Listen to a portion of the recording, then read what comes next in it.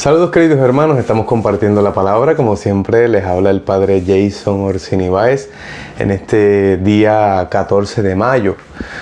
Es jueves y aunque estamos en el tiempo pascual, en la quinta semana de la Pascua, es jueves de la quinta semana, pues siendo 14 de mayo celebramos como iglesia la fiesta de un apóstol, San Matías, que dentro del número de la comunidad del conjunto de los apóstoles tiene una particularidad, y es que no es elegido en la vida terrena del Señor, sino que es elegido luego de la ascensión del Señor a los cielos. Y esta es la particularidad de San Matías o de Matías el apóstol. Y hoy, 14 de mayo, la iglesia lo celebra. Aunque hemos estado durante estos días siguiendo la lectura continua que nos provee el leccionario tanto de los Hechos de los Apóstoles en la primera lectura, como en el Evangelio según San Juan, en este discurso, en la última cena que hace el Señor, la palabra que se presenta para la celebración de esta fiesta, que tiene unas lecturas propias, es una palabra que cae muy acorde con la lectura que hemos estado haciendo continuamente, porque tanto la primera lectura que narra el acontecimiento, el evento de la elección de Matías, como el Evangelio, que narra un poco unas palabras, o más que narra, muestra ese discurso de Jesús, se mantienen dentro de esta línea que hemos estado siguiendo durante estos días. Tenemos como primera lectura para hoy en el libro de los Hechos de los Apóstoles, el capítulo 1, los versículos 15 al 17 y 20 al 26.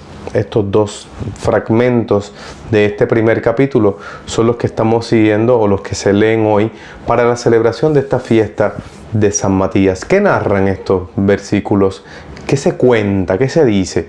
Pues se narra que Pedro, ahí se nota una primera realidad como iglesia, porque recordamos que el libro de los Hechos de los Apóstoles está contando, narrando cómo esta iglesia continúa la misión de Jesucristo.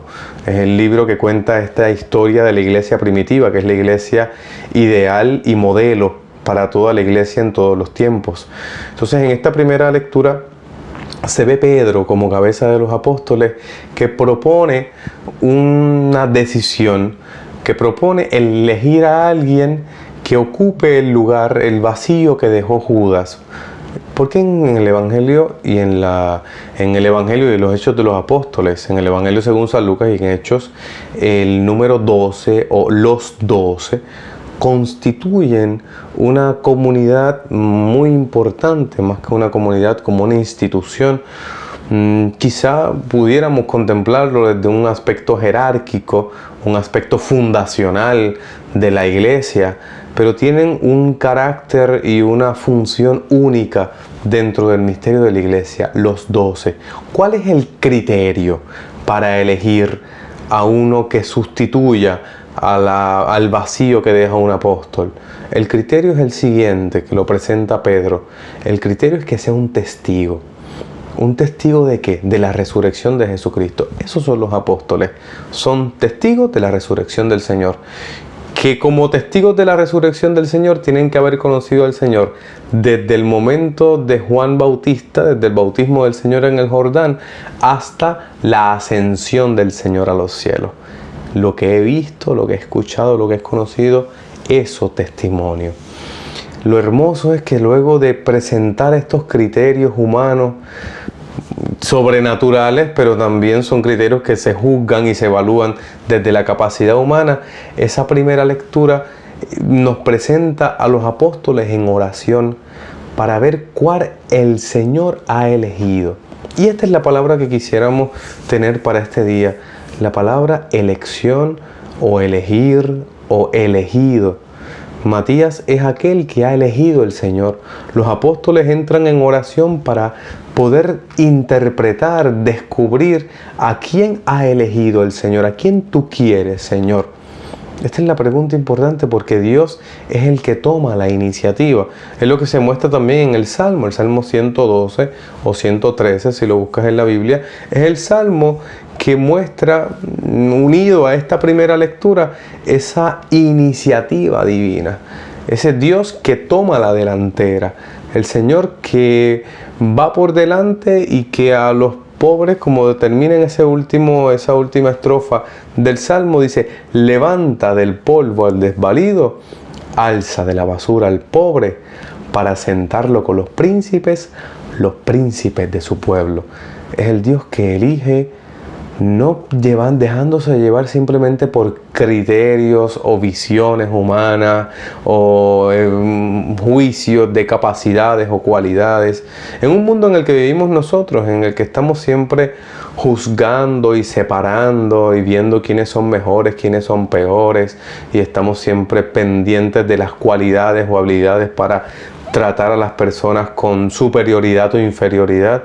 Fíjate que el Señor al pobre, al desvalido, dice ese salmo, lo sienta con los príncipes de su pueblo. Porque a los apóstoles se les llamaba los príncipes de la iglesia. Príncipe no en un sentido de realeza, no en un sentido simplemente de gobierno o de dominio, sino príncipe en el sentido de principal, de primero, de original, no solo de autenticidad, sino de aquel que está originando, de donde surge algo, donde comienza algo.